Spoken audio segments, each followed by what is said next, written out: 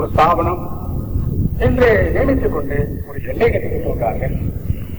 அதை மீறியவர் எல்லோருக்கும் உபயோகிக்கக்கூடிய அளவிற்கு, எல்லோரும் புரியக்கூடிய அளவிற்கு, எல்லோரும் அதை பின்பற்றக்கூடிய அளவிற்கு யாராவது செய்தால் என்றால் நமக்கு தெரிந்த அளவிலே நம்ம மகிழ்ச்சி ஒருவர் தான்.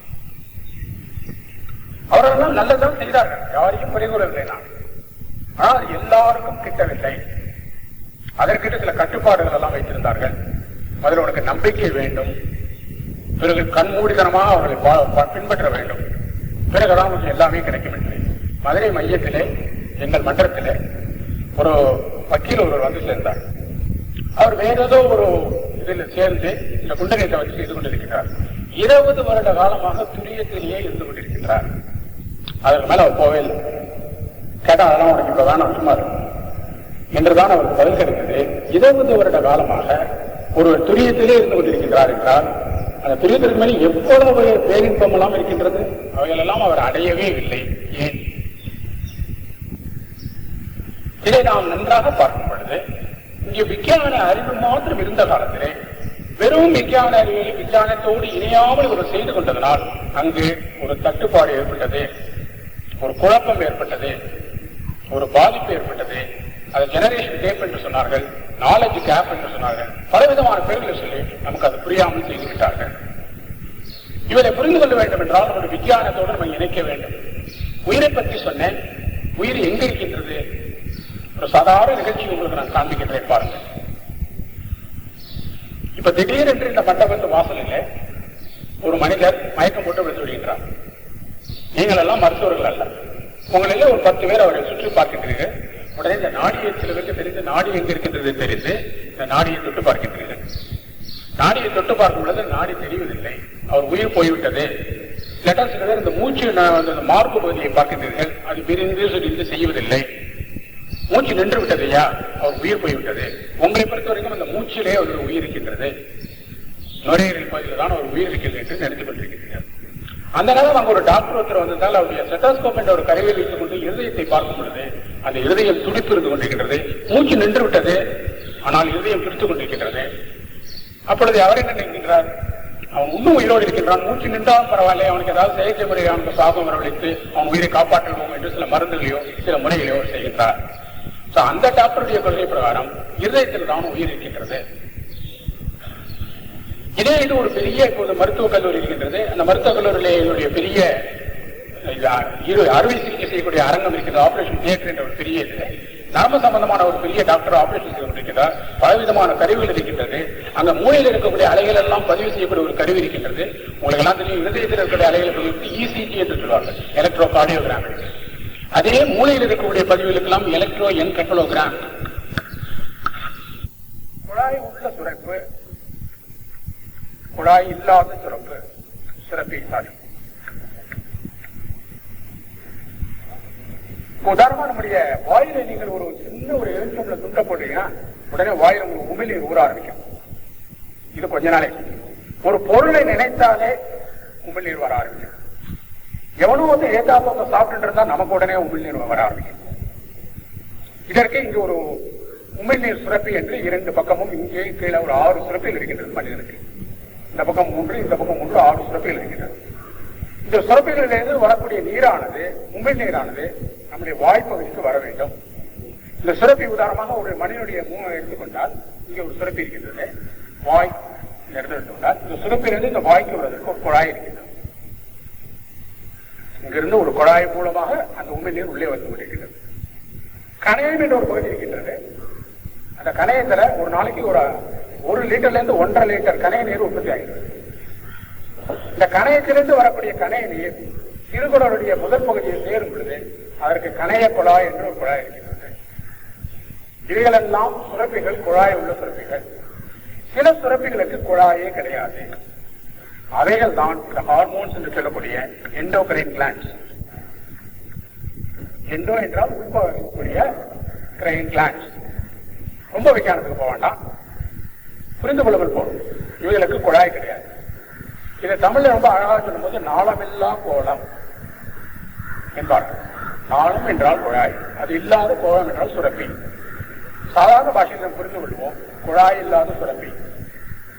இந்த சுரப்பிகளிலே ஒரு தன்மை உண்டாகிக் கொண்டே இருக்கின்றது, ஒரு பொருள் உண்டாகிக் கொண்டே இருக்கின்றது. அந்த பொருள் குழாய் வழியாக போகாமல் ரத்தத்திலே உடனே கலந்து விடுகின்றது. ஒரு சுரப்பி ஒன்று இருந்தால் எடுத்துக்கொண்டால் அந்த சுரப்பில நிறைய பொருள் உண்டாகின்றது, சுத்தீர ரத்த குழாய் இருக்கின்றது. அந்த ரத்த குழாயில் நேராக சென்று அடைகின்றது, உடம்பெல்லாம் பரவுகின்றது. இவைகள் தான் இந்த ஹார்மோன் சொல்லக்கூடிய எண்டோகிரைன் கிளாண்ட்ஸ். இவைகளிலே 7 விதமான எண்டோகிரைன் கிளாண்ட்ஸ் என்று இன்று நாங்கள் சொல்கின்றோம். இது அந்த காலத்திலேயே இந்த நாட்டிலே பிறந்த பெரியவர்கள் எல்லாம், மகரிஷிகள் எல்லாம், மகான்கள் எல்லாம், சித்தர்கள் எல்லாம் இதை 7 மையமாக வைத்து ஒவ்வொன்றும் ஒரு சுரப்பிக்கு சம்பந்தப்பட்டதாக செய்திருக்கிறார்கள். அவர்களுக்கும் அந்த ஒரு விஞ்ஞான உணர்ச்சி இருந்தது, அது இல்லை என்றே சொல்லக்கூடாது. உடம்பையே பாருங்கள், அவரை பிரிக்கும் பொழுது அன்னமய கோஷம், பிராணமய கோஷம், மனோமய கோஷம், கடைசியாக ஆனந்தமய கோஷம் என்று 5வது சொன்னார்கள். இந்த 3க்கும் 5க்கும் நடுவில் விஞ்ஞானமய கோஷம் என்று வைத்தார்கள். அன்றே விஞ்ஞான அறிவு இருந்திருக்கின்றது. அதை வெளிப்படுத்த முடியாத காரணத்திற்கு காரணம் சில கருவிகள் அவர்களுக்கு கிடைக்கவில்லை.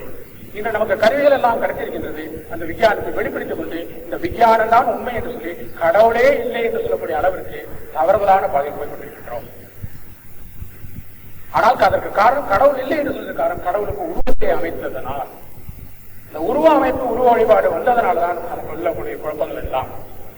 அதனால்தான் மதங்கள் பலவிதமான மதங்கள் மாறியிருக்கிறது. அதாவது வாட் இஸ் ரிலிஜன்? சமீபத்தில் ஒரு பெரியவருடைய லெக்சருக்கு போகக்கூடிய நேரம் கிடைத்தது. லீஜன் என்றால் ஒரு படை.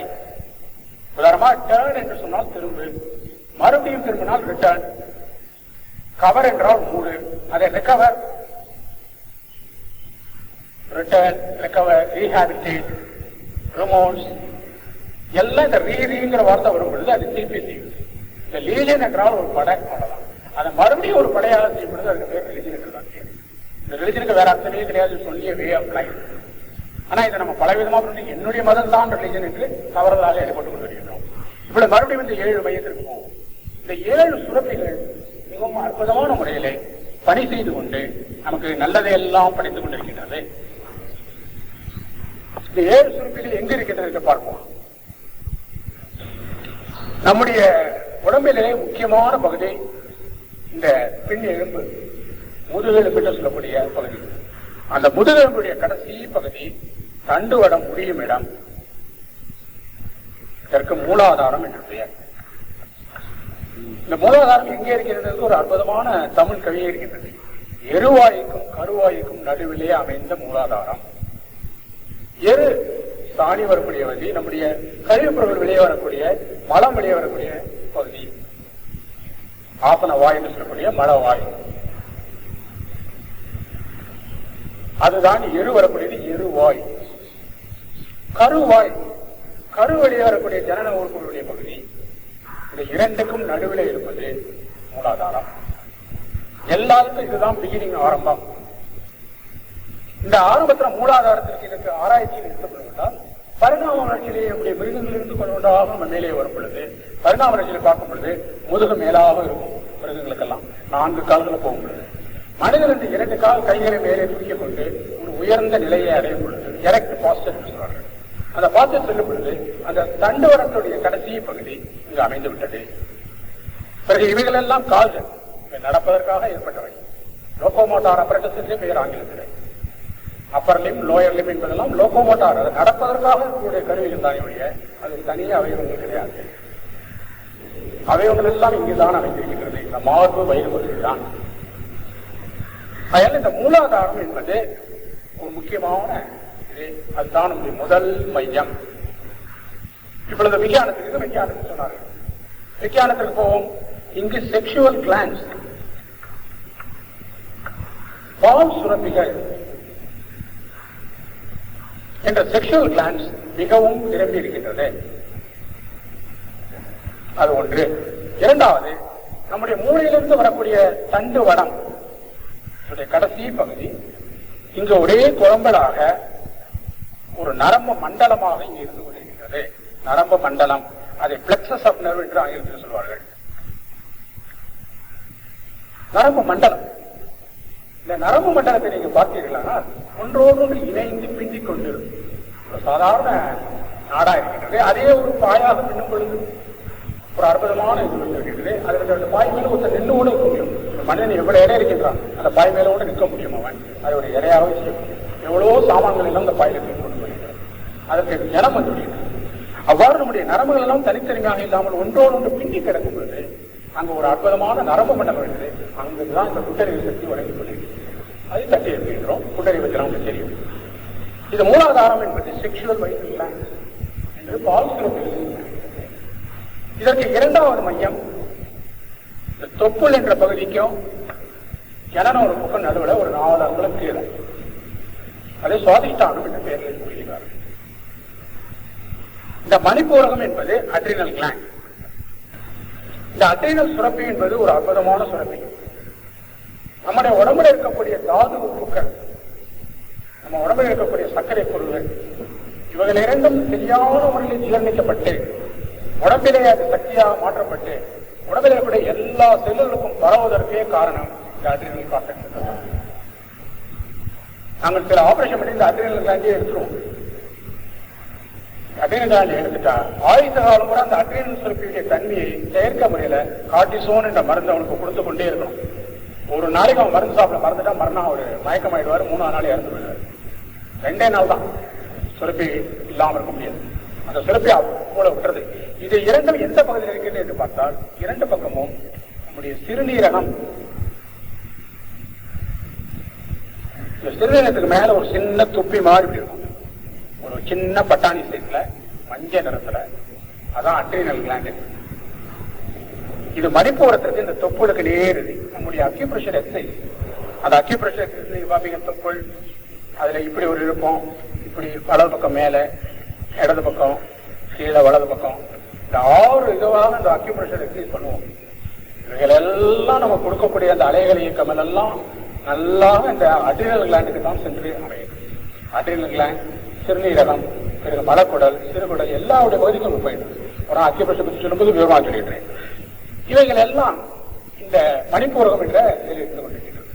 இந்த மணிப்பூரகத்துக்கும் மூலாதாரத்துக்கும் நடுவில் இருக்கக்கூடிய பகுதியில் தான் சுவாதிஷ்டானம் என்பது. இதற்கு தனியாக ஒரு சுரப்பி கிடையாது. இந்த சுவாதிஷ்டானம் என்ற இடத்துல நாம் வைத்து ஒரு அந்த சக்கரத்தை திறக்கும் பொழுது, அந்த மையத்தை நாம் திறக்கும் பொழுது செக்ஷுவல் கிளாண்டும் ஒரு நல்ல பலனை அடைகின்றது. மேலே இருக்கக்கூடிய அட்ரினல் சுரப்பிகளும் நல்ல பலனை அடைகின்றது. இது 3வது மையம். 4வது இதற்கு அனாகதம் என்று பெயர். இதை ஹார்ட் சென்டர் என்று ஆங்கிலத்தில் சொல்லுவாங்க. ஹார்ட் சென்டர்னா உடனே அது இருதயத்தை சம்பந்தப்பட்டது என்ற ஒரு தவறான எண்ணத்தில் வைத்துக் கொண்டு மீதியெல்லாம் என்ன பண்ணுவாங்க, இந்த இதயம் என்ற கமலம் தாமை திறக்கவே கொண்டு இருதயத்து மேலேயே ஒரு மையமாக வச்சு தவம் தான் சொல்லிக்கொண்டேன். சில படங்கள் அவன் தவறான பாதிப்பு சென்றிருக்காங்க. காரணம், ஹார்ட் என்பது இருதயத்துடைய டிரான்ஸ்லேஷன் இல்லை. ஹார்ட் ஆஃப் கோயம்புத்தூர் இப்போ புலிபாளையம் அப்படின்னு சொன்னா கோயம்புத்தூருக்கு இருதயம் அங்க இருக்கிறது. Centre of Coimbatore Pulipalayam. Heart of India Nagpur அப்படின்னு சொல்லிக்கிறோம். ஒரு பெரிய ப்ராப்ளம், ஒரு பெரிய குழப்பம் இருக்கிறது. பட் இந்த ஹார்ட் ஆஃப் த ப்ராப்ளம், அதனுடைய மையம் என்ன என்று மையம் என்ற முறையிலே ஹார்ட் சென்டர். ஹார்ட் இருக்கக்கூடிய இடம் இல்லை. ஹார்ட் சற்று விலகி இடது பக்கம் இருக்கின்றது. அவர்களுக்கு தன்னுடைய கையளவு தான் இருதயம். எவ்வளவு பெரிய மனிதனா இருந்தாலும் பரவாயில்ல, 6 அடி இருக்கலாம், 6 அடி 3 அங்குலம் இருக்கலாம், 4 அடி இருக்கலாம், 5 அடி இருக்கலாம். உங்களுடைய கை முழுக்கியுடைய அளவு தான் உங்களுடைய இருதயம். அதுக்கு மேல கிடையாது. அந்த இருதயம் என்பது ஒரு இடது பக்கம் நடுக்கோட்டுக்கு தள்ளி, அது சென்டர் இல்லை. சென்டர் என்பது நெஞ்சு குழி.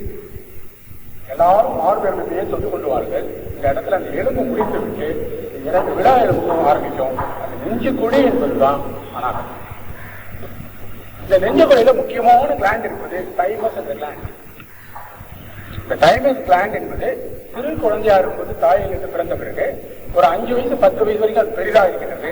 நாளாக வளர்ச்சி கம்மியாகி அது பிற்காலத்துல அந்த தைமஸ் என்பதே அடையாளம் தெரியாமல் மாறிவிடுகிறது.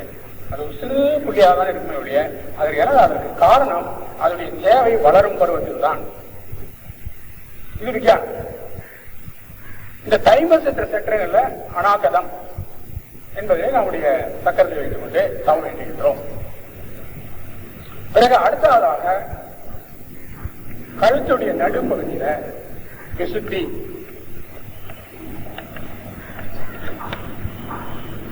என்ற மையத்திலே தவம் எட்டுகின்றோம். இதற்கு தைராய்டு கிளாண்ட் என்று பெயர். தைராய்டு சுரப்பி நாளமில்லா கோளமிது. இந்த தைராய்டு தைராக்சின் என்ற ஒரு சத்து உற்பத்தி ஆகின்றது. அது நம்முடைய வளர்ச்சிக்கு மிகவும் முக்கியமான ஒரு சுரப்பி. குரோத் ஹார்மோன் என்றே பெயர். அது இந்த தைராய்டு பாருங்க ஒரே ஒரு இது சொல்கின்றேன். சில பேருக்கு சில பெண்களுக்கு தைராய்டு அதிகமாக வேலை செய்ய தொடங்குகின்றது. இந்த தைராக்சின் என்ற சத்து அதிகம் டாக்ஸிக் தைராய்டு என்று பெயர். பார்த்தீங்கன்னா உடம்பு இழைத்து போய் எழும்பும் தோணுமா தான் இருப்பாங்க. எப்ப பார்த்தாலும் படபடப்பு பேசிக்கிட்டே இருக்கும். கையை வச்சீங்கன்னா நெஞ்சு படபடப்படம்னு அடிக்கும். கண்ணெல்லாம் அப்படியே முடியெல்லாம் பெருசா உலகத்துல உடம்புல அதை பாதிக்காத இடமே கிடையாது. கொடுமையான நோய். அதுக்கு டாக்ஸிக் தைராய்டு பெயர். அந்த தைராய்டு சுரப்பி அதிகமாக வேலை செய்கிறது. இந்த தைராய்டு சுரப்பி அதிகமாக வேலை செய்யாமல் சற்று கம்மியாக வேலை செய்கிறது. உதாரணமாக அது 3 யூனிட் கொடுக்க வேண்டும் என்றால் அது 50 யூனிட் தான் வெளியேறுகிறது என்றால், அப்படி தைராய்டு சுரப்பி கம்மியாக வேலை செய்தால் வரும் கோளாறு உடம்பு ஊதி விடுகிறது. அது தொட்டு பார்த்தீங்கன்னா காலெல்லாம் அப்படியே பணிவா இருக்கும். உடம்பு ஊதிடும், தொண்டையெல்லாம் கட்டிடும். பார்த்தீங்கன்னா அப்படியே கனமா குழந்தையெல்லாம் பார்த்துருக்கலாம். 7 வயசு 8 வயசு இருக்கும். பயங்கரமா ஃபுட்டாகிட்டு இருப்பாங்க. சாப்பாடே சாப்பிட மாட்டாங்க. இதற்கு தைராய்டு கிரெட்டின் என்று பெயர். அந்த தைராய்டு சுரப்பி கம்மியாக வேலை செய்யறதுனால அவர்கள் உடம்பு பெருத்து அவருடைய மனோநிலையெல்லாம் குறைந்து புத்தி சாதுரியம் எல்லாம் குறைந்து விட்டு ஒரு மிருகமாகவே இருப்பார்கள். பார்த்தாலும் அவர் மனிதர்களாகவே தெரியும். எல்லா லட்சம் மலமே போகாது. 20 நாளைக்கு கொடுக்குற மலம் 10 நாளைக்கு கொடுக்குற மலமே வெளியே வரும். உடம்புல கூட எல்லா அவயவங்களும் தன்னுடைய சுருங்கும் தன்மையே இழந்து விடுகின்றது. அவரை பார்த்தீங்கன்னா அப்படியே ஒரு புண்டா இருப்பாங்க. எந்த விதமான ஆக்டிவிட்டி இருக்காது. நடந்து போனா ஏதோ ஒரு விஷயம் நடந்த போல தான் இருக்கும். மனிதன் நடப்பது போல இருக்காது. தைராய்டு சுரப்பியுடைய அதிக தன்மை கம்மி தன்மை. இது எந்த காரணம் பார்த்தீங்கன்னா டாக்ஸிக் தைராய்டுக்கே காரணம். வீட்டில் ஏதாவது டாக்டர் வந்து ஒரு தைராய்டு கேஸை பார்க்குறாங்கன்னா அவர் முதல்ல கேட்குற கேள்வி, உங்க வீட்டில் ஏதாவது அடிக்கடி குழப்பம் இருந்திருக்காமா, உங்களுக்கு மனநிலை தெரியலையா என்றுதான் கேட்பாங்க. காரணம் மனதால் கட்டுப்படுத்தக்கூடிய இந்த தைராய்டு. இது அன்றே கண்டுபிடிச்சிருந்தாரு. சைக்கிக் ஃபங்க்ஷன் இது இந்த தைராய்டு. இதற்கு அனாகதம் என்று சொன்னார், விசுத்தி என்று சொன்னார்கள். பிறகு 2 கண்களுக்கு மத்தியில ஆகிய என்ற 6வது இதை அறிவுக்கண் என்று சொன்னார்கள். ஆகிய பற்றி நான் அதிகமாக சொல்ல வேண்டாம். ஏன்னா நீங்க எல்லாம் சிறிய தவறு எடுத்தவர்கள். ஆகிய பற்றி நல்லா தெரியும். அந்த அறிவுக்கண் அதான் இதற்கு விஞ்ஞான பிரகாரம் பார்ப்பது. அதுக்கு நேர் பின்னால் இருப்பது பிட்யூட்டரி கிளாண்ட். இந்த பிட்யூட்டரி கிளாண்ட் எங்கே இருக்குது சற்று பார்ப்போம். நம்முடைய சைடு வியூ தலையில கண்கள் உருவம் நடுவு பகுதி மூக்குக்கு மேல இந்த பின்னால பிடரி கண் என்று ஒன்று இருக்கு. ஆங்கிலத்தில் ஆப்சிக்வெட் என்று சொல்லுவாங்க. மல்லிகனும் கோணையாவே எழுதிருக்கேன். ஏன்னா நான் பின்னால நின்னெல்லாம் தெரியாதுன்றதுக்காக சொல்லி இம்ப்ரூவ் அதனால கொஞ்சம் மன்னிக்கணும். ஏன்னா கோணையாவே எழுதிருக்கேன். எப்போதுமே கோணையா தான் எழுதுவாரு. இது பிடரி கண் என்று பெயர். இது உங்களுடைய தலையில இருக்கக்கூடிய இந்த எலும்பை இப்படியே நடுவு பகுதியில் பிடித்துக் கொண்டே வந்தால் ஒரு இடத்துல ஒரு மடிப்பு அப்படியே கீழே இறங்கும். அந்த மேலுக்கு தான் பிடரி என்று சொல்லுவோம். சிறு குழந்தைகளுக்கு பழனில மொட்டை அடிச்சோம்னா கண்டிப்பா பாருங்க. அது நல்லா தெரியும், கண்ணுக்கே தெரியும். அதுதான் பிடரி. இந்த பிடரியிலேருந்து இந்த பகுதிக்கு ஒரு கோடு, இங்கிருந்து ஆகியிலிருந்து பிடரிக்கண். நம்ம பிடரி தவம்லாம் செய்வோம், அதெல்லாம் பார்த்துக்கலாம். காவடி தவம் அதெல்லாம் அற்புதமாக செய்வோம். இன்னொரு கருப்பு உங்களுக்கு கிடைக்காதெல்லாம் அந்த தவங்கள்லாம் இந்த பிடரி கண்ணை எப்படி திறக்கிறது அதே காவடி வழியே ஆடும். அந்த ஆகியிலிருந்து பிடரி ரொம்ப அற்புதமான தவம். அது இந்த தவங்க இந்த நேர்கோடு ஆகியிலிருந்து பிடரி கண்ணுக்கு. இப்ப தலையை பின்பகுதி எடுத்துக்கோம். கண்ணு மூக்கு 2 பக்கம் கால். இந்த காலுடைய நடுப்பகுதியிலிருந்து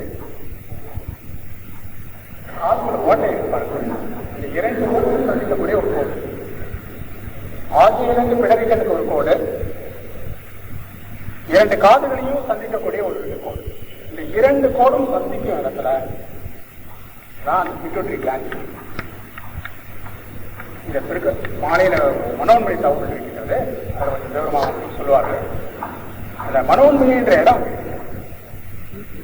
இதை இந்த ஆர்கேசம் செய்யும் பொழுது பிட்யூட்டரி கிளாண்ட் என்ற சுரப்பி மையம் திறக்க விடப்படுகிறது. இந்த பிட்யூட்டரி கிளாண்டுக்கு ஆங்கிலத்தில் பேண்ட் மாஸ்டர் என்று பெயர். ஒரு இசைக்குழு பார்த்துருப்பீங்க நீங்க, இந்த கங்கை அமரன் இளையராஜா சொல்றீங்களா, இசைக்குழு நம்ம ஊர்லயே நிறைய இருக்கும், என்னென்னோ பேர்லாம் வச்சுப்பாங்க. அந்த இசைக்குழுல பாத்தீங்கன்னா ஒரு 2 பேர் பியானோ வச்சுப்பாங்க, 2 பேர் ஃப்ளூட் வச்சுப்பாங்க, ஒரு 7 பேர் வயலின் பிடியில் வச்சுப்பாங்க, சில பேர் பெரிய ட்ரம்ஸ் எல்லாம் வச்சிருப்பாங்க. விதவிதமான வாத்தியங்கள் இருக்கும், இசைக்கருவிகள் இருக்கும். ஆனா முன்னால ஒரு குச்சியை இப்படியே காமிச்சு பண்ணிக்கிட்டே இருப்பாங்க. அந்த ஆர்கெஸ்ட்ரா என்ற இசைக்குழுவுக்கு அவர் பேண்ட் மாஸ்டர் தலைவர். அவருடைய அசைவுகள் எவ்வாறு இருக்கின்றதோ அந்த அசைவுகள் அப்படின்னு அந்த பேண்டை கீழே இருப்பார். அவர் குச்சியை எல்லாரும் ஒரேடியா அந்த இசைகளை அமுத்துவாங்க, இசைக்கருவிகள். அந்த லேசம் மேல கொண்டு போங்க, ஒரு அமிதமாக இனிமையான ஒரு சங்கீதம் வரும், சத்தமே இருக்காது. அவருடைய கை அசைவு, அந்த குச்சியுடைய அசைவுகளை வைத்துக் கொண்டு மற்றவர்களெல்லாம் இணைந்து கழிக்கிறார். இந்த பிட்யூட்டரி கிளாண்ட் எவ்வாறு இருக்கின்றதோ அந்த பிட்யூட்டரி கிளாண்டை பொறுத்துதான் தைராய்டு சுரப்பி, உடம்புல என்னென்ன சுரப்பிகள் இருக்கின்றதோ அவைகள் எல்லாம் பிட்யூட்டரியுடைய தலைமையில் ஏற்பட்டது. அதனால இந்த பிட்யூட்டரிக்கு பேண்ட் மாஸ்டர் என்று பெயர். ஹார்மோனுடைய தலைவர்கள் தான். அந்த தலைமைக்கே நம்ம ஒரு மையமாக வைத்து கவனிக்கிறோம். அது ஆகி இந்த பிட்யூட்டரிக்கு ஆங்கிலத்தில் ஹைப்போபைசிஸ் என்று பெயர். ஹைப்போபைசிஸ் என்று பெயர். ஹைப்போ என்றால் கீழே, இதற்கு மேலே எபிபைசிஸ் ஒன்று உண்டு. எப்பின்னா மேல. எதுக்கு மேல எதுக்கு கீழே? நடு மூளை ஒரு சிறு காம்பு மாதிரி இருக்கும், இந்த பிரெயின் ஸ்டாக் என்று பெயர். அந்த நடு மூளை பகுதிக்கு ஹைப்போதாலமஸ் பெயர். அவ்வளவு விவரம் உங்களுக்கு தேவையில்லை, புரிந்து கொள்ளுங்கள். ஒரு சிறு பகுதியை மூளை ஒரு காம்பு மாதிரி இருக்கும். அந்த காம்பு பகுதிக்கு மேலே இருக்கிறது எபிபைசிஸ், கீழே இருக்கிறது ஹைப்போபைசிஸ். ஹைப்போபைசிஸ் தான் பிட்யூட்டரி. இந்த எபிபைசிஸ்ங்கிறது தான் பினியல் கிளாண்ட். இந்த பினியல் கிளாண்டை தான் தலை உச்சியில துரியம் என்ற தவத்திலே துரிய சக்கரத்தை திறக்க வைக்கின்றோம். அது பிரம்மரந்திரம் என்றது 1000 இதழ்கள் கொண்டது, 1000 வருட கமலம் திறக்கட்டுமே என்றெல்லாம் சொல்லுகின்றோம். சாதாரண வாழ்க்கையை நம்ம பார்க்கும் பொழுது உங்க வீட்டுல ஒரு சிறு குழந்தை பிறந்திருந்தா அந்த குழந்தை பிறந்தவொடனே இந்த இடத்த தொட்டு பாருங்க. உச்சி 4 எலும்பு சேர்ந்திருக்காது, அந்த பகுதி சாஃப்டா ஒரு இதா இருக்கும், கடினமா இருக்காது, எலும்பு மாதிரி இருக்காது. குழந்தை அழுகும்போது அந்த இடம் துடிக்கும். அதான் அந்த கபாலம் என்று சொல்லக்கூடியது. அது ஆண்ட்ரோபாண்டரேமர்கள், அதுதான் துரியம். அந்த துரியத்திற்கு நேர கீழே இருக்கக்கூடியது மூளையில நடுப்பகுதியில் இருக்கக்கூடியது இந்த பினியல் கிளாண்ட். இந்த பினியல் கிளாண்ட் மனது சம்பந்தப்பட்டது. ஒரு சிறு குறிப்பு மாத்திரம் உங்களுக்கு குறிக்கின்ற பாருங்க. ஒரு 30 வருட காலத்துக்கு முன்னால நான் மருத்துவக் கல்லூரி மாணவனாக இருந்த பொழுது எங்களுடைய மருத்துவக் கல்லூரி பாடத்தில் இருக்கக்கூடிய புத்தகங்கள்ல பினியல் கிளாண்டை பற்றி ஒரு 2 வரி தான். Pineal gland is existing in such and such place. Probably it is a vestige from the animal life, function not known. ஒரு சின்ன பினியல் கிளாண்ட் என்பது மூளையில இருக்கக்கூடிய பகுதி தெரிஞ்சு கொண்டிருக்கின்றோம். அது ஒரு சின்ன பட்டாணி சீசில் இருக்கு. ப்ராபபிலி நம்முடைய மிருகத்திலிருந்து நம்ம பரிணாம வளர்ச்சியில வந்திருந்தோம். அதுல வந்ததுடைய அடையாளமாக அது நமக்கு இருக்கின்றது. அதுக்கு உண்மையான வேலை என்னங்கிறது தெரியாது என்று 30 வருடத்துக்கு முன்னாடி எழுதியிருந்தார்கள். இன்று 30 வருட பரிணாம வளர்ச்சியில பினியல் கிளாண்ட் என்பதற்கு ஒரு 10 வால்யூம், ஒவ்வொரு வால்யூம் ஒரு 600-700 பக்கம். பினியல் காங்கிரஸ் என்று ஒரு பெரிய சொசைட்டி ஒன்று வேலை செய்து கொண்டிருக்கிறது இந்த நாட்டில். உலகம் பூராக இயங்கப்பட்டிருக்கிறது. அற்புதமான புத்தகங்களை பற்றி எழுதியிருக்கிறார். அதுல கடைசியில் அவர் எழுதியிருக்கிறார், இவ்வளவு ஒரு 600 பக்கம் உள்ள ஒரு மாதிரி 10 புத்தகம் 6000 பக்கம் எழுதியும் பினியலை பற்றி பூரா என்னால சொல்ல முடியல.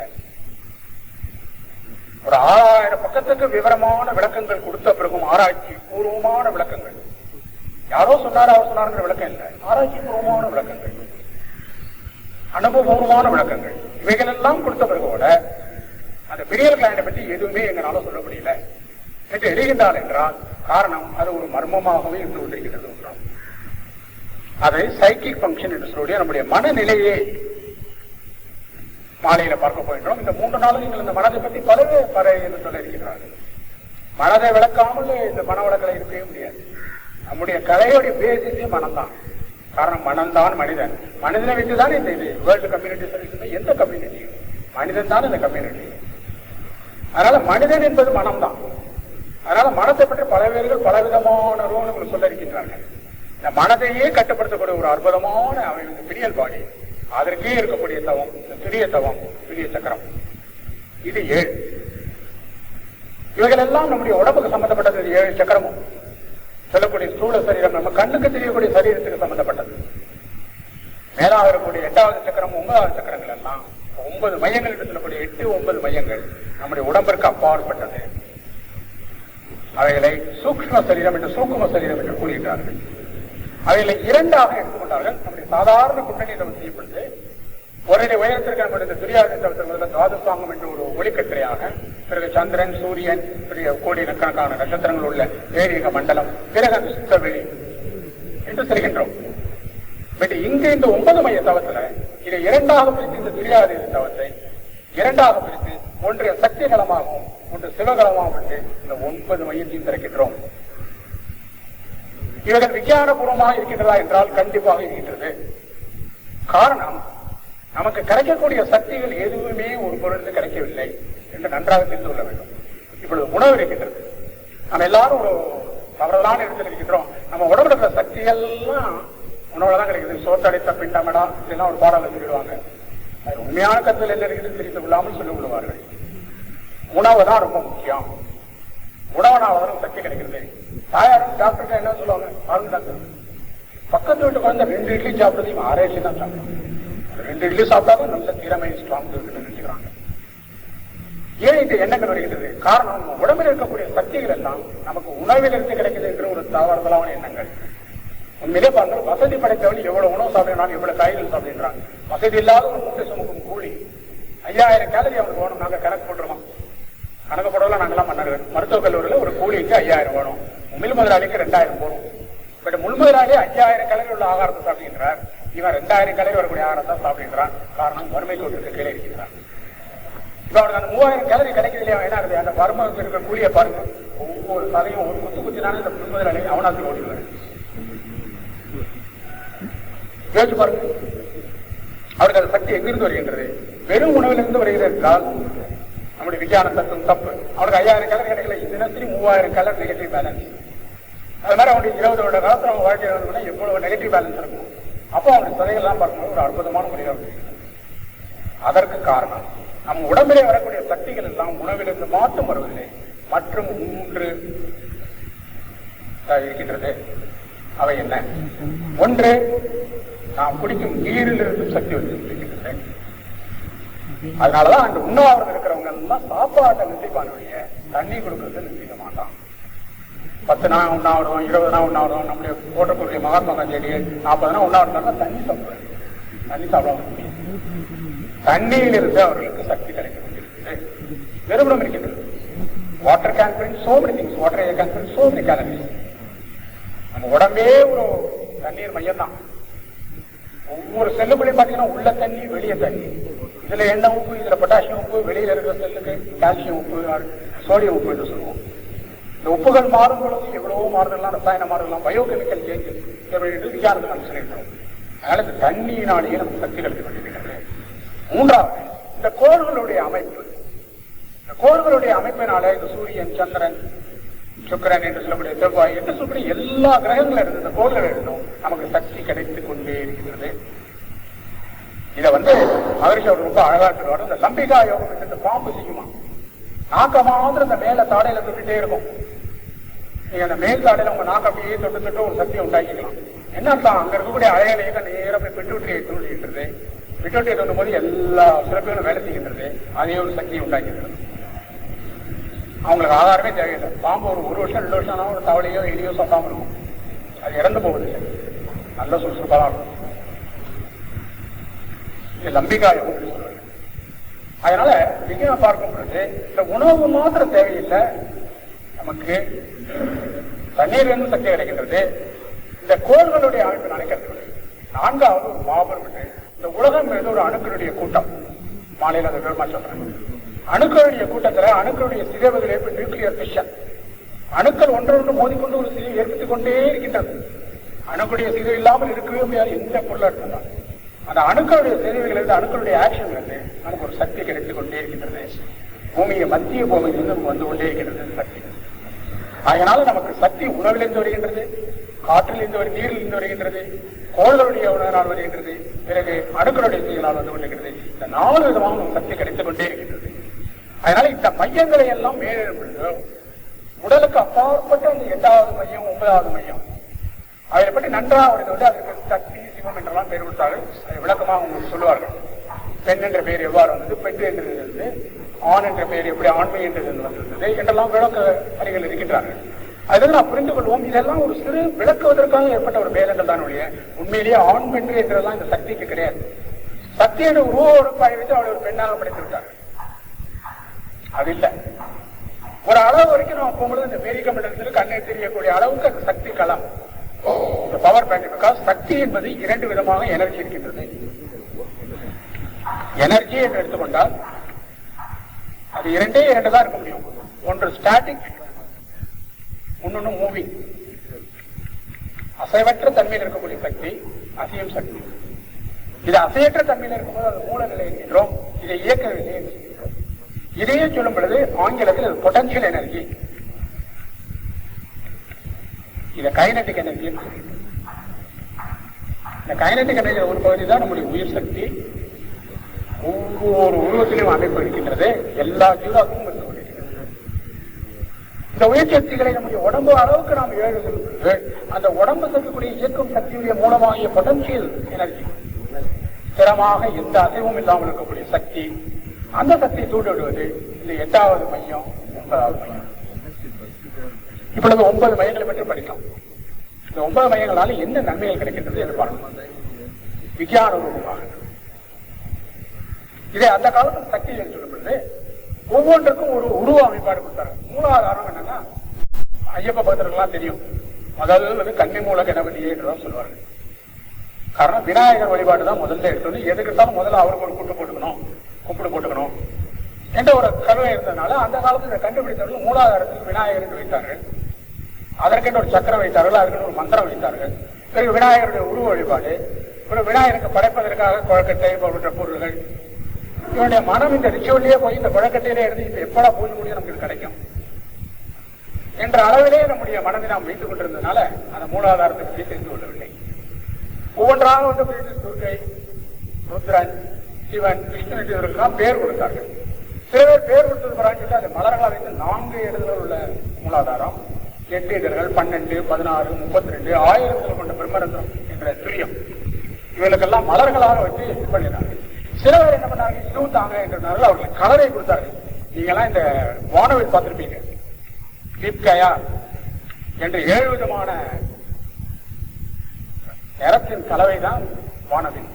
இந்த violet, indigo, blue, green, yellow, orange, red. இத கீழே சவுப்புலேருந்து ஆரம்பிச்சு அந்த மேல வயலட் வரைக்கும் கொண்டு போய் ஒவ்வொன்றுக்கும் ஒரு நிறத்தை கொடுத்தாங்க. இந்த மாதிரிலாம் பண்ணி மேல குழப்பத்தை உண்டாக்கினார் வழி ஒரு தெளிவு நமக்கு கிடைக்கும். நமக்கு அவையெல்லாம் தேவையில்லை. இருப்பது 7 மையம். ஒவ்வொரு மையத்திற்கும் ஒரு ஹார்மோன் இருக்கின்றது. மூலாதாரம் என்றால் செக்ஷுவல் கிளாண்ட், சுவாதிஷ்டானம் என்றால் செக்ஷுவல் கிளாண்ட் இருக்கிறது, அட்ரினல் கிளாண்ட் இருக்கின்றது. மணிபூரகம் என்றால் அட்ரினல் கிளாண்ட், அநாகதம் என்றால் தைமஸ் கிளாண்ட், விசுத்தி என்றால் தைராய்டு கிளாண்ட், ஆதியை என்றால் பிட்யூட்டரி கிளாண்ட், துரியம் என்றால் பினியல் கிளாண்ட். இந்த 7 சுரப்பிகளுக்கும் உள்ள தன்மைகளுக்கு ஏற்ப நம்முடைய மனம் விரிவடைகின்றது, நல்லதை அடைகின்றது. மூலாதாரத்திலேயே நீங்க தவம் கொடுப்பது நம்முடைய ஏற்கனவே இந்த மாலையில நான் மனமே சொல்லியிருக்கின்றேன். நமக்கு பஞ்சபூதங்கள் என்று 5 உண்டு. பெண் என்ற ஆகாஷ், ஆகாயம், பிறகு காற்று, பிறகு நெருப்பு, பிறகு நீர், மண். இந்த 5 தத்துவம் இல்லாத இடமே கிடையாது. நீங்க ரொம்ப ஆச்சரியப்படுவீங்க. விஞ்ஞானத்துல படம் போட்டா நம்ம ஆகாரம் எல்லாம் போறது ஆகார பை. இப்போ வாய் என்று எடுத்துக்கொண்டால் அந்த வாயிலிருந்து ஆகார குழாய் மார்பு பகுதியை தாண்டி வயிற்று பகுதி வருகின்றது. இங்க ஆகார பை இந்த அளவுக்கு இருக்கின்றது. பிறகு சிறுகுடல் ஒரு 20 அடிக்கு இப்படி போய் பிறகு பெருகுடலாகி அது மலக்குடலாக போடுகிறது. இதுதான் இந்த அக்யூப்ரெஷர்ல கொடுக்கக்கூடிய 2வது பாயிண்ட். புரியல இந்த ஆகார பையை பாத்தீங்கன்னா அமைப்பு பாருங்க, ஜேங்கிற எழுத்து மாதிரி இருக்கும். ஜே ஷேப்டு ஸ்டமக் என்று பெயர். இதுல பாத்தீங்கன்னா இந்த ஆகாரம் அமிலத்தோட கலந்துருக்கும். இங்க நிறைய அமில நீர் இருக்கும், சாதாரண நீர் இருக்கும். இதுக்கு மேல ரொம்ப காத்து. இந்த சில பேர் இந்த 30 இட்லி திங்கிற பயிற்சியனோ இந்த காலேஜ் எல்லாம் நடத்துறாங்களே ஒரு போட்டி, 40 இட்லி சாப்பிடுறது 50 இட்லி சாப்பிடுறது, அவனை பார்த்தீங்கன்னா எல்லாம் சாப்பிடுவான். அதுக்கப்புறம் அந்த மலைப்பாம்பு மாதிரி அப்படி தெளிவான். காரணம் அந்த ஆகாரம் இங்கெல்லாம் ஆகாரம் வந்துருக்குன்னா இதுக்கு மேல இதயம், இது ரெண்டையும் பிரிப்பது விதானம், டயப்ரம் என்ற விதானம். இது மேல ஏற ஏற ஹார்ட்டையா மூச்சு விட முடியாது. எல்லாரும் என்னடா மூக்கு வரைக்கும் சாப்பிட்டியான்னு கேட்கறான்னு சொல்லுங்க. உண்மையிலேயே அதான் இருக்கும். ஏன்னா மூக்குன்னா என்ன, மூச்சு விடுறதுக்கு மூக்கு தேவை. மூச்சையே விட முடியலவனால மூக்கையே அடிச்சிருச்சு. அதற்கு காரணம் இந்த ஆகாரப்பை 5 தத்துவம். நீங்க சாப்பிடுற உணவு எல்லாம் பூமியிலேருந்து தான் வரணும். காத்துல யாரும் செடியை உண்டாகல நீ வரைக்கும். அது நெல்லோ கோதுமையோ காய்கறிகளோ அல்லது நீங்க சாப்பிடுற ஈவன் மிருகம் அனிமல்ஸ் எல்லாம் தரையில தான் வந்தாங்க. அவைகள் சாப்பிட உணவுல இருக்கதான். மனிதனை பாருங்க, நான் வெஜிடேரியன் சாப்பிடலாம் பாருங்க. நான் வெஜிடேரியன் சாப்பிட்ற மிருகங்களை சாப்பிடலாம், வெஜிடேரியன் சாப்பிட்ற மிருகம் தான் சாப்பிடணும். ஆடு மாடு, ஏன்னா புலிவை அதெல்லாம் சாப்பிட முடியும். இந்த உணவு என்பது பூமியிலிருந்து தான் வந்தாங்க. நீர், நீங்க குடிக்கிற நீர்ல இருக்கு, வாயிலேருந்து வரக்கூடிய உமிழ் நீர், இங்க வரக்கூடிய ஆசிட் ஜாட்ராக்னி என்றக்கூடிய அமிலச்சத்து, இவையெல்லாம் நீர் தன்மையுடைய நீர் இருக்கின்றது. இந்த அமிலச்சத்து என்பதனால உடனே நமக்கு என்ன இருக்குது, அமிலம் கையில பட்டா என்ன இருக்கு, எரியுது. அதனால அங்க தீ இருக்கிறது. ஜாடராக்னி என்ற பெயர் அதுக்கு சம்ஸ்கிருதத்துல. அக்னி, தீ. பூமி இருக்கின்றது, நீர் இருக்கின்றது, நெருப்பு இருக்கின்றது, இங்க காற்று இருக்கின்றது. இதில் 5 இந்த 4 உள்ளடக்கி விண்ணின் தன்மையும் இருக்கிறது. காரணம் உயிர் என்பது விண்ணிலிருந்து வந்தது. உயிருக்கு தானே இருக்கு. அதனால உயிருக்கு ஆகார பைக்கு விண்ணில் இந்த 5 பூதங்களும் இருந்து கொண்டிருக்கின்றன. ஆகார பையுடைய அமைப்பை பாருங்க. இந்த 2 பூதத்தை மாத்திரம் நிறைய வச்சுக்கோ, இதை கம்மியா வச்சுக்கோ, இதை கம்மியா வச்சுக்கோ, காத்த விடு, இடைவெளியை விடு, உடல் சரியாக சீராக அமையும், அது சீராக இயங்கும். இதை மறந்து நம்ம அதிகமா சாப்பிட நமக்கு பலவிதமான கோளாறுகள் இந்த வயிற்றினாலே வருகிறது. அதனால நான் விளையாட்டா சொல்லுவேன், மனிதன் என்பவன் யார் என்று விளையாட்டா கேட்பாங்க. ஆங்கிலத்தில் சொல்லிட்டு தமிழ் சொல்றேன். Man is the only animal who digs his own grave by his own teeth. மனிதன் என்பதுதான் ஒரே ஒரு மிருகம் உலகத்திலேயே பார்க்கிற மிருகம். தன்னுடைய கல்லறையை தன்னுடைய பல்லாலேயே தோண்டி கொள்கிறான். கண்டதெல்லாம் சாப்பிட்டு, எப்ப வேணாலும் சாப்பிட்டு, எதை வேணாலும் சாப்பிட்டு நம்முடைய மரணத்தை நோக்கி போய் கொண்டிருக்கின்றோம். நம்முடைய கல்லறையை நம்ம பல்லாலேயே தோண்டிக்கிறோம். You dig your own grave by your own teeth. இதுதான் காரணம். இவைகள் எல்லாம் புரிந்து கொள்ள வேண்டும் என்றால் இந்த 5 பூத தத்துவங்களையும் தெரிந்து கொள்ள வேண்டும் என்றால் இந்த 5 பூத தத்துவங்களும் ஹார்மோன்ஸ்ல இருக்கு. மூலாதாரம் அது தரையில உட்காரக்கூடிய அடிப்பகுதி பூமிக்கு சம்பந்தப்பட்டது. சுவாதிஷ்டானம் என்பது அது நீருக்கு சம்பந்தப்பட்டது. நீர்ப்பை, மலப்பை, சிறுநீர் பை, பெண்களுக்கு கர்ப்பப்பை. அந்த கர்ப்பப்பை அந்த குழந்தை உண்டாகும் போது ஒரு நீர் பைக்குள்ளதான் இருக்க முடியும். நீர் கூட உடைந்து விட்டது என்று சொல்லியிருக்கிறார். குழந்தை பிறக்கிற காலத்தில் அந்த நீர்ல தான் இருக்கக்கூடிய நீர்கள் எல்லாம் இருக்கக்கூடிய இடம் சுவாதிஷ்டானம்.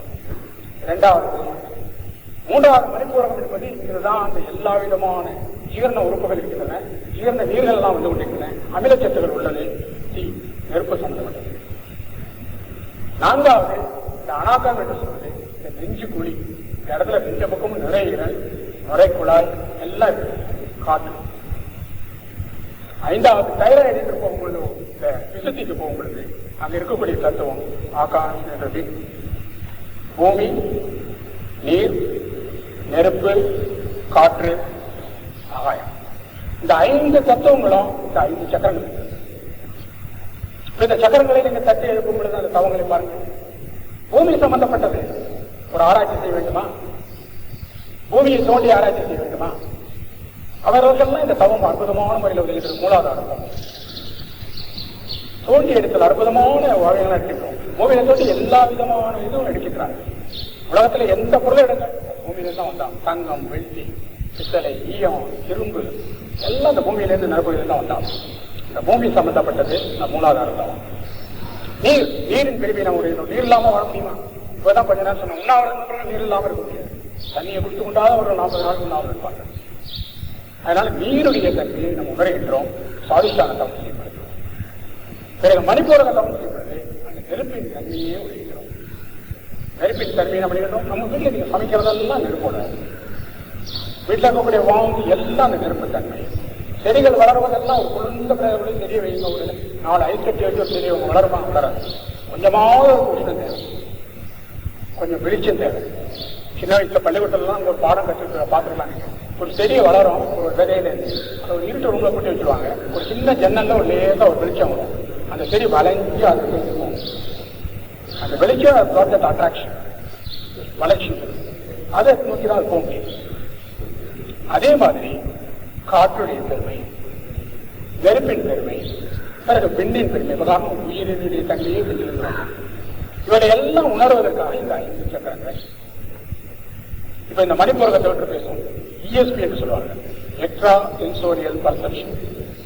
இந்த மணிப்பூரகத்தை அவத்தையே பண்ணும்பொழுது இந்த அதிர்வு சுரப்பிகள்லாம் நன்றாக சீராக இயங்குது. நம்ம உடம்புல கூட எல்லா தாது உப்புகளுடைய மெட்டபாலிசத்துக்கு சொல்லக்கூடிய ஒரு ப்ராசஸ் நல்ல முறையில சீராக இயங்கும் பொழுது நமக்கு ஒரு அற்புதமான மனோசக்தி கிடைக்கிறது. எதில் இருக்கக்கூடிய மனத்தில் இருக்கக்கூடிய தன்மையோடு அறிய முடியும். Extra sensorial perception. இதை வைத்துதான் அவர்கள் பலவிதமான மாந்திரிகள் யோசிச்செல்லாம் ஆயிடுறாங்க. இந்த சக்கரத்துக்கு மாத்திரம் தவம் பண்ணிட்டு அதை துர்காவை பார்த்து. பிறகு இந்த அனாக்கரம் என்று சொல்வது, இந்த நுரையீரல் என்பது காற்றின் தன்மை என்பது ஒரு புத்தி கூர்மை, அந்த புத்தி சாதுரியம் என்று சொல்லக்கூடிய ஒரு அற்புதமான புத்தி. எதையுமே ஆலோசித்து ஒரு நல்ல முறையில தீர்மானம் பண்ணக்கூடிய அளவிற்கு நம்ம மனதிற்கு ஒரு ஊக்கம் கொடுக்க முடியும். இந்த அனாகரம் விசுதி என்பது தைராய்டு, தைராய்டு சரியாக சுரப்பெல்லாம் எப்படி ஆகுது, நிறைய சுரம் தான் என்ன ஆகிட்டு அவையெல்லாம் இந்த குரோத் என்பதையே கண்ட்ரோல் பண்ணும்.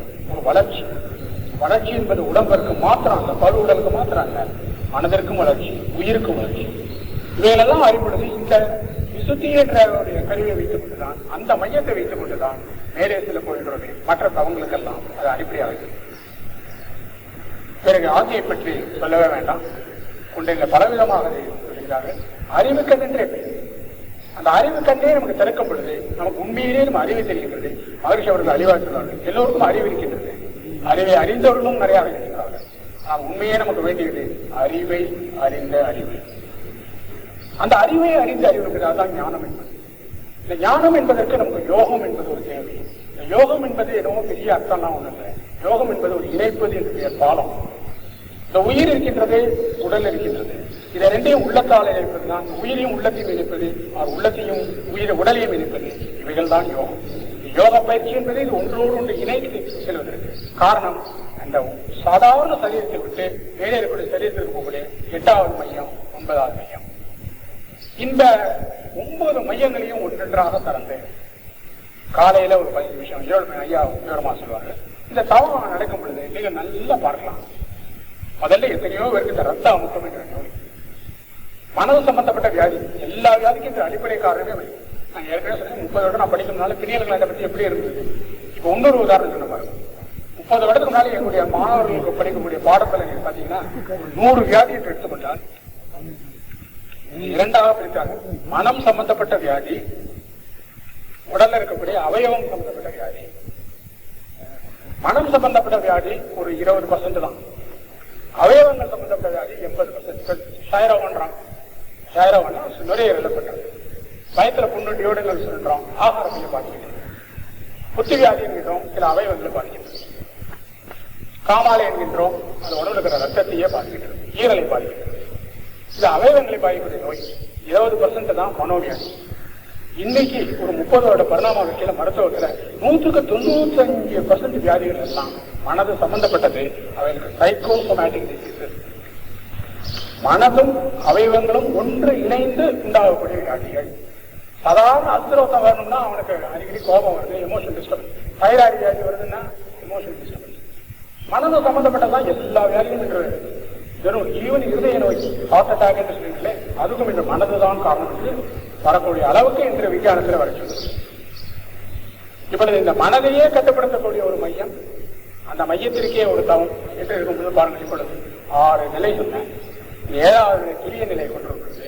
பிரியத்திற்கு பிறகு அந்த தெரியாத நிலை 2 சக்திகளும் இந்த சிவகலமாக பிரிக்கும் பொழுது இந்த தவங்கள் எல்லாம் மனதுக்கு உட்பட்டது, மனதுக்கு இணைந்தது, மனதையே அறியக்கூடியது. மனதை கட்டுப்படுத்துன்னு சொல்றாங்க. மனதை அறிய வேண்டும். காரணம், மனதை நீங்க கட்டுப்படுத்த முயற்சித்தால் அது ஓடும், அறிய முடித்தால் அது அடங்கும். மனதை அறிய வேண்டும், அறிய முனைந்தால் அது அடங்கும். அந்த அறிவதற்கு ஒரு அற்புதமான வழி, பலவிதமான தவங்கள். அதுல இந்த ஒரு அற்புதமான தவம் 9 மைய தவம் என்று கூறி தவத்திற்கு நேரம் ஆகின்றது. அற்புதமான இந்த 9 மைய தவத்தை பற்றி நாம் இன்று விஞ்ஞான முறையில கற்றுக்கொண்டோம்.